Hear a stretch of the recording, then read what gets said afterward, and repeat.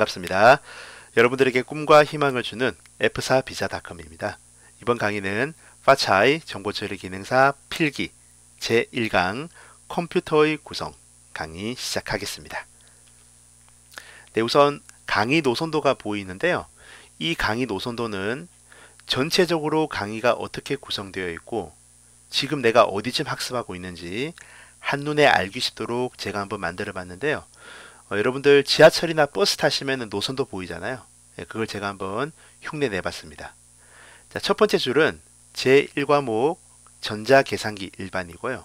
자, 두 번째 줄은 2과목 패키지 활용, 3과목은 PC 운영체제, 그리고 마지막 줄 제4과목은 정보통신 일반. 이렇게 4과목으로 구성이 되고요. 이 4과목에 대한 학습이 다 끝나면은 제가 마지막에 시험에 나올 수 있는 좋은 문제들을 따로 모아서 모의고사를 구성해서 모의고사 10회분 강의 진행해 드리도록 하겠습니다. 이번 시간에는 컴퓨터의 개요, 컴퓨터 시스템의 구성, 컴퓨터 시스템의 역사 이렇게 세 가지를 볼 건데요. 자, 이번 시간에 여러분들은 데이터와 정보가 어떻게 다른지, 그리고 디지털과 아날로그가 어떻게 다른지 정확하게 구별할 수 있어야 됩니다. 컴퓨터의 특징이 여러 가지가 있는데요. 이제 그 중에서 시험에 잘 나오는 신뢰성과 호환성에 대해서 정확하게 이해하셔야 됩니다.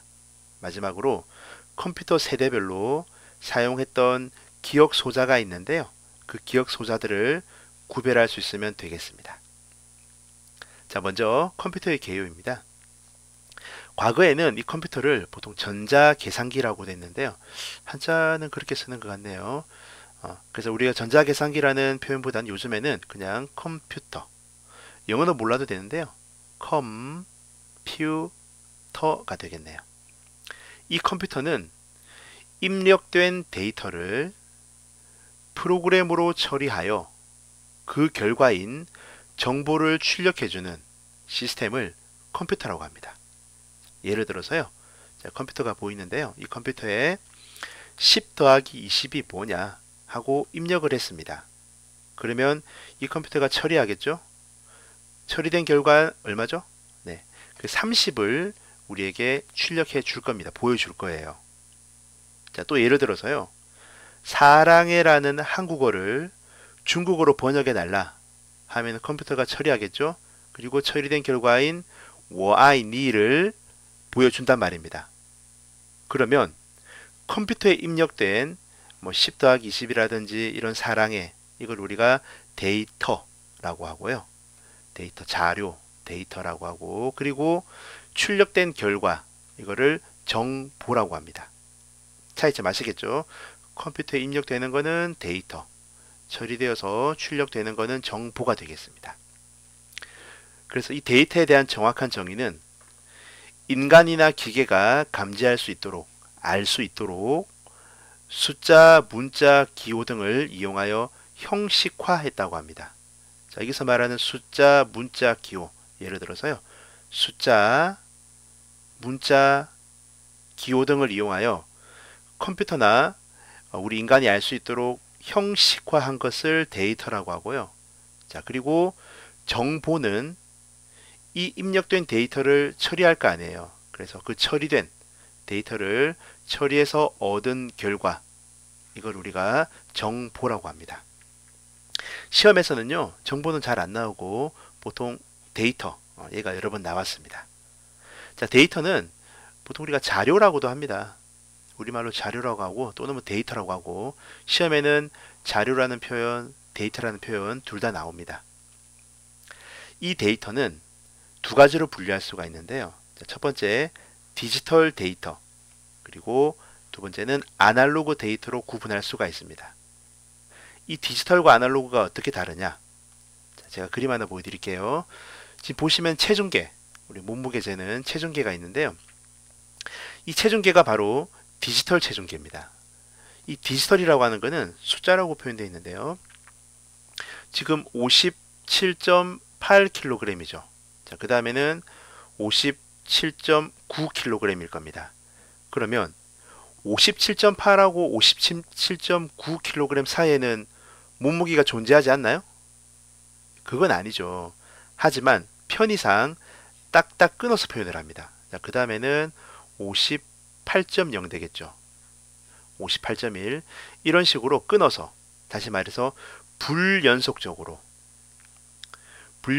표현되는 데이터가 바로 디지털 데이터가 되겠습니다. 자, 영어 볼게요. 디지털 이렇게 봅니다. 자, 두 번째는요. 아날로그 체중계인데, 이 아날로그는 예를 들어서 57.8 그리고 57.9 사이가 끊어지는 게 아니고요. 이 눈금이 연속으로 이렇게 변할 겁니다. 그래서 우리가 연속적인 자료를 아날로그 데이터라고 합니다. 자, 이 한자 보시면은 비슷비슷하다는 말이죠. 사실은 뭐 57.8이나 57.9나 눈금으로 표현하면 비슷비슷하게 보일 겁니다. 그걸 우리가 연속으로 변한다고 해서 아날로그 데이터라고 합니다. 자, 다시 교재 볼게요.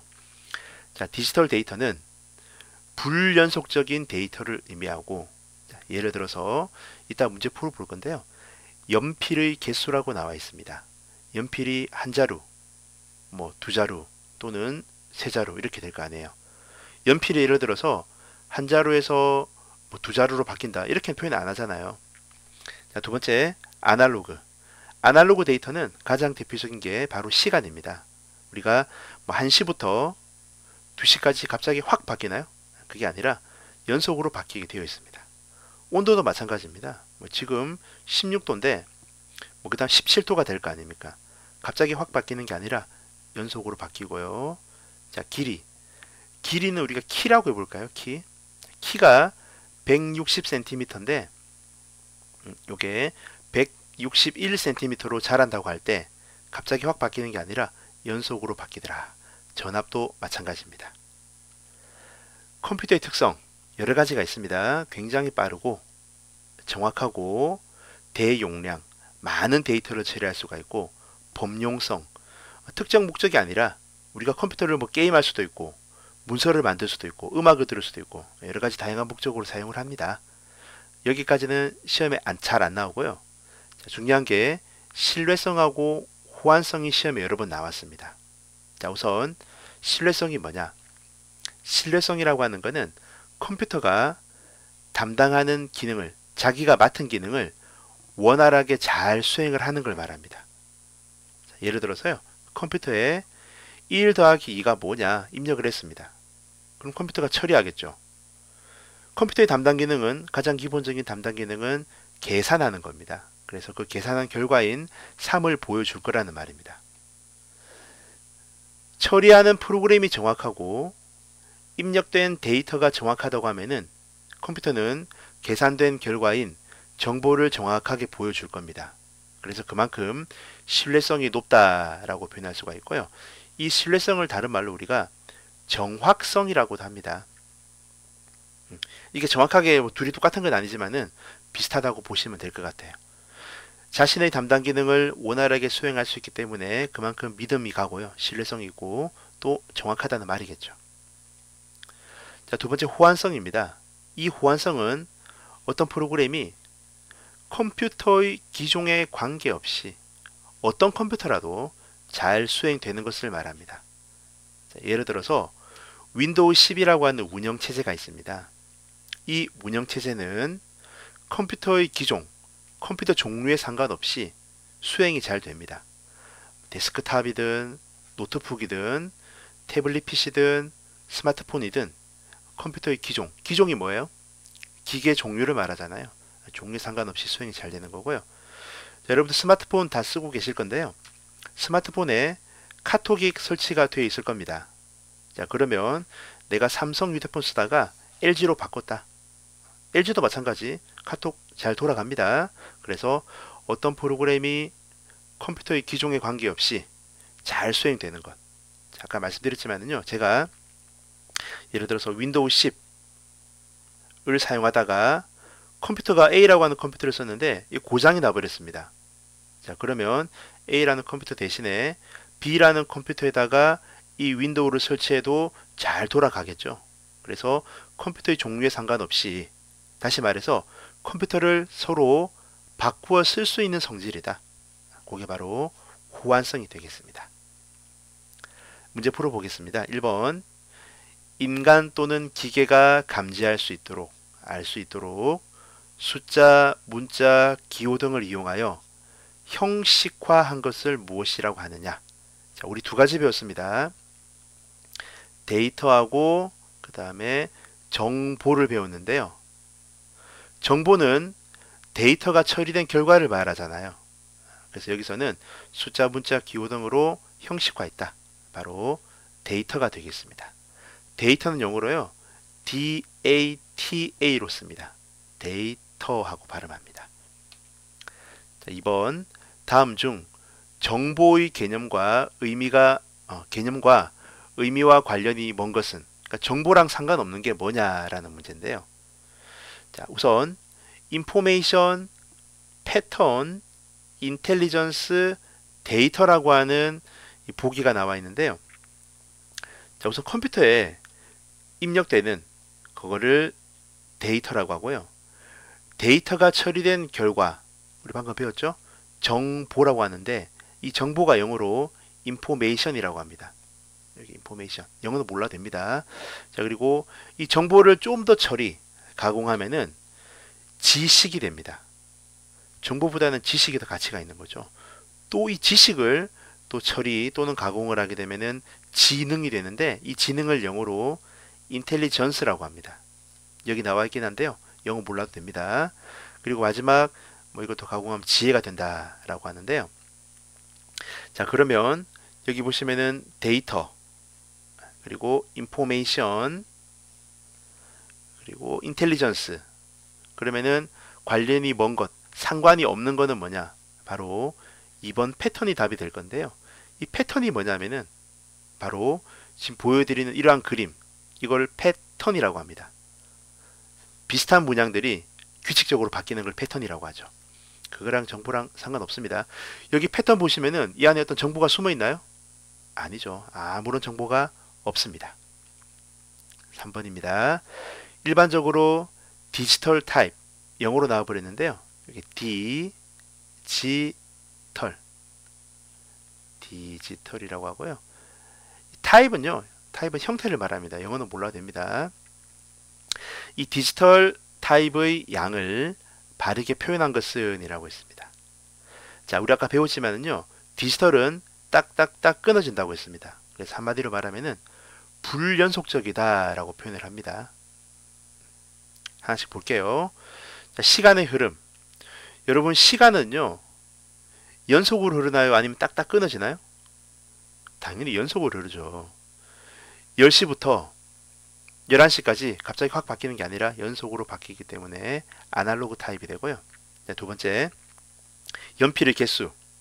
한 자루, 두 자루, 세 자루. 어때요? 딱딱딱 끊어지죠.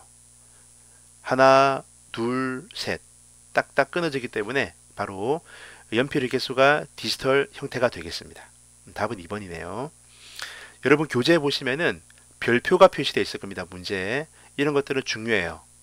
제가 교재를 만들면서 별표 하나짜리, 두 개짜리, 그리고 세 개짜리 이렇게 제가 표시해 봤는데요. 별표가 없는 거는 잘 안 나오는 문제고, 하나는 가끔, 별표 두 개짜리는 자주 나온다는 말이고요. 별표 세 개짜리는 거의 빠짐없이 매번 나온다. 이렇게 이해하시면 되겠습니다. 자, 가끔 나오는 문제입니다. 자, 세 번째, 온도의 변화가 있는데요. 자, 온도. 예를 들어서 36도에서 37도까지 갑자기 확 바뀌는 게 아니라 연속으로 바뀌겠죠. 자, 식물의 성장. 자, 식물이 이렇게 자랄 건데요. 자, 갑자기 이게 순식간에 확 바뀌는 게 아니잖아요. 서서히 연속으로 바뀔 겁니다. 그래서 시간의 흐름, 온도 변화, 식물의 성장은 아날로그 타입이 되고요. 연필의 개수가 바로 디지털 타입, 디지털 형태가 되겠습니다. 4번입니다. 컴퓨터 시스템이, 컴퓨터가 주어진 환경 아래에서, 자, 뒤에 문제 나오네요. 자신의 담당 기능을 원활하게 잘 수행할 수 있는 능력의 척도를 무엇이라고 하느냐. 자신의 담당 기능을 잘 수행한답니다. 믿음직스럽겠죠. 신뢰가 갑니다. 신뢰가. 그래서 신뢰성이 되겠습니다. 5번. 프로그램이 컴퓨터의 기종에 관계없이 기계 종류에 상관없이 잘 수행된다. 그래서 내가 컴퓨터를 쓰고 있는데 고장났다. 그럼 컴퓨터 바꾸면 되죠. 바꾸어 쓸 수 있는 성질, 서로 바꾸어 쓸 수 있는 성질을 호환성이라고 합니다. 자, 두 번째, 컴퓨터 시스템의 구성입니다. 자, 여기는요, 직접적으로 시험이 나오진 않지만은 여러분들이 하드웨어라는 용어 그리고 소프트웨어라는 용어를 아셔야 되기 때문에 제가 한번 넣어봤습니다. 하드웨어라고 할 때요, 이 하드하다는 말은 딱딱하다는 말입니다. 그래서 컴퓨터 시스템을 구성하고 있는 기계 장치라든지 또는 정기적인 장치들을 하드웨어라고 합니다. 기계 장치나 전기 장치는 만져지죠. 만져보면 딱딱하잖아요. 그래서 이 하드웨어는 크게 중앙 처리 장치와 보통 우리가 CPU라고 많이 하죠. 그리고 주변 장치로 구분이 됩니다. 예를 들어서요. 지금 보시는 이 그림이 바로 중앙 처리 장치 CPU가 되고요. 그리고 주변 장치는 이 중앙 처리 장치를 제외한 나머지 장치들을 주변 장치라고 합니다. 모니터, 키보드, 마우스, 본체, 프린터기, 무슨 카메라, 스피커 되게 많죠. 이러한 장치들을 주변 장치라고 합니다. 자, 그리고 소프트웨어인데요. 소프트라는 말은 부드럽다는 말입니다. 컴퓨터에 명령을 지시하는 게 소프트웨어라고 하는데요. 우리가 이 소프트웨어를요, 보통 프로그램이라는 표현으로도 많이 사용합니다. 약간 좀 다른 느낌이 있긴 한데 뉘앙스가 조금 다른데 어쨌든 같다고 보세요. 소프트웨어나 프로그램이나 이거는 눈에 만져지지가 않잖아요. 눈에 보이지가 않잖아요. 손으로 만져지지 않기 때문에 이렇게 표현을 한 것 같습니다. 컴퓨터에 명령을 지시합니다. 그래서 이 소프트웨어는 크게 시스템 소프트웨어 그리고 응용 소프트웨어 두 가지로 구분할 수가 있는데요. 시스템 소프트웨어는 가장 대표적인 게 바로 운영체제입니다. 윈도우 10, 맥킨토시 사용되는 맥 OS, 그리고 스마트폰에 안드로이드, 아이폰 쓰시는 분들은 iOS 이렇게 운영체제가 설치되어 있고요. 그리고 응용 소프트웨어, 인터넷 익스플로러, 크롬, 웹브라우저죠. 그리고 한글, 오피스, 엑셀, 워드, 위신, 카톡 전부 다 응용 소프트웨어가 되겠습니다. 시스템 소프트웨어는 시스템을 제어합니다. 컴퓨터를 직접 동작시키는 거고요. 응용 소프트웨어는 우리 사용자가 편하게 쓸 수 있도록 만든 걸 말합니다. 자, 마지막입니다. 컴퓨터 시스템의 역사.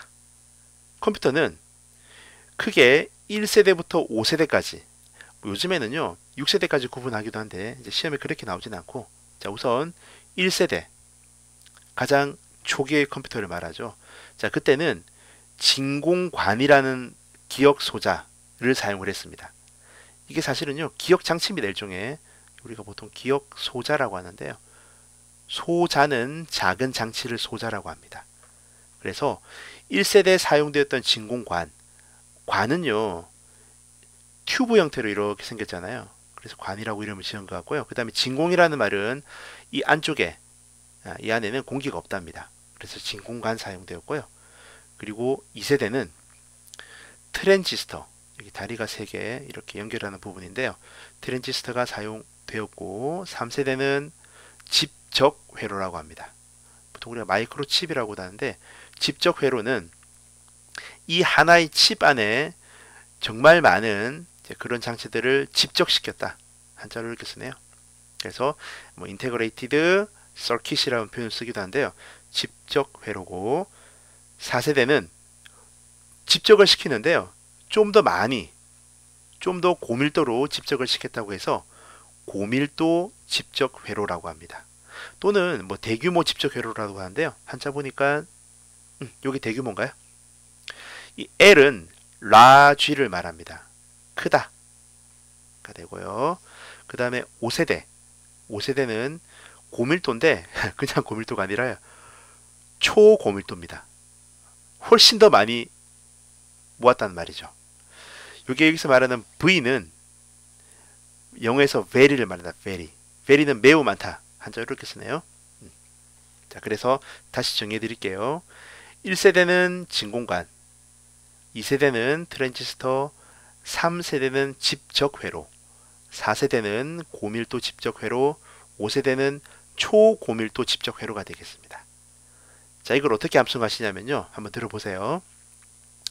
자, 1세대는 1진이죠. 앞 글자만 따가지고. 그래서 1진 암송하시고요. 2세대는 그 슈퍼주니어 멤버 중에 이특이라는 또 가수가 있잖아요. 멤버가 있습니다. 이특. 아유, 되게 잘생겼네.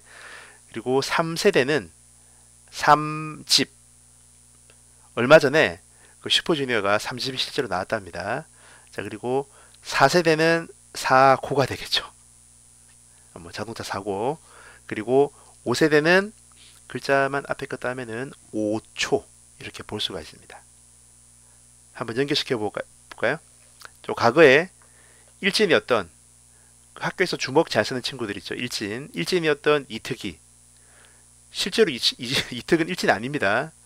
자, 일진이었던 이특이 3집 앨범을 내었는데 그만 사고를 쳐서 그 3집 앨범이 5초 만에 망해버렸습니다. 네, 이렇게 한번 외워보시고요. 다시 일진, 이특, 3집, 4고, 5초인데요. 시험에는 1세대 진공관, 그리고 3세대 집적회로, 5세대 초고밀도 집적회로 이렇게 시험에 나왔습니다. 자, 1번 운영체제의 발전 과정에서 자, 그 다음 중요한 게 나오네요. 기억소자가 진공관이라고 합니다. 자, 진공관. 아까 제가 1진이라고 했죠.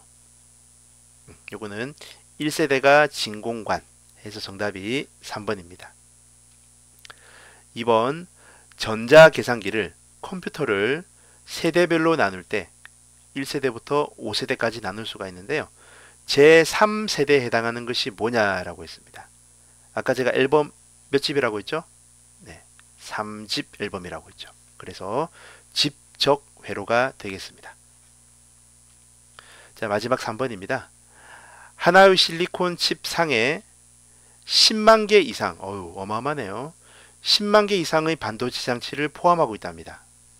하나의 칩 안에 반도체 장치가 무려 10만 개가 들어가 있답니다. 상상도 안 되는데, 자, 그러한 집적회로인데, 자, 문제 나옵니다.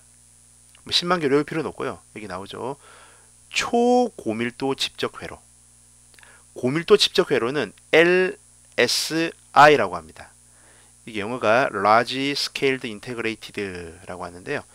자, 근데 초라고 돼 있죠. 초. 매우 많다 해서 very, V가 들어갑니다. V가. 그래서 VLSI가 되겠습니다. 답 1번이네요. 네. 이번 첫 번째 강의는요, 우리가 간단하게 몸 푸는 정도로 공부했는데, 뭐 시험에 많이 나오진 않습니다. 그래서 여러분들이 문제 위주로 가볍게 보시면 될 것 같고요. 이번 강의는 여기까지 진행하도록 하겠습니다. 자, 이어서 제가, 자, 음악이 나와버리는데, 예, 이어서 정리 앤 퀴즈라고 해서요, 여러분들이 이번 시간에 학습한 내용을 퀴즈를 통해서 정리할 수 있도록 제가 한번 만들어 봤습니다. 정답은 제가 조금 시간 간격을 주면서 보여드릴 테니까요, 한번 직접 풀어보시면 큰 도움 되실 것 같습니다.